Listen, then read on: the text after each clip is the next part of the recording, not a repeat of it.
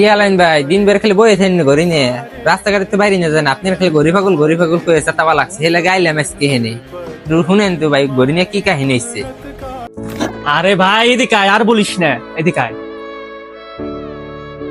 কি বলবো দুঃখের কথা, বুঝবি না তো ছাতার মাথা, জীবন আর লতা পাতা।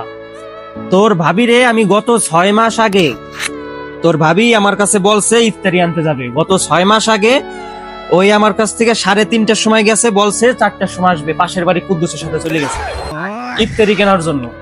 এখন এই 3:50 বাজে, আমি 6 মাস ধরে অপেক্ষা করতেছি। এই ঘড়ির কাঁটা আর নড়ে না, ঘড়ির কাঁটা আর নড়ে না, 4টা আর বাজে না, আমার বউ আর আসে না। আমি এখন কি করবো বল? এর জন্য এটা নিয়ে অপেক্ষা করতেছি। এখন কি করা যায় বল? এই ঘড়ি এখন কি করা যায়? ভাই ঘড়ির কি ব্যাটারিটা চেক করছেন? ব্যাটারি আছে একটু দেখেন দি ভাই।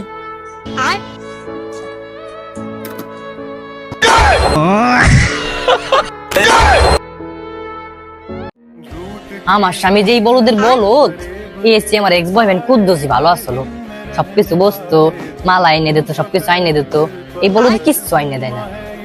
এই ব্যাটারি এনে খুলে থেকে যাবো, বলবো যে ট্রেন বাজাই, পরে 4টার সময় আসবো।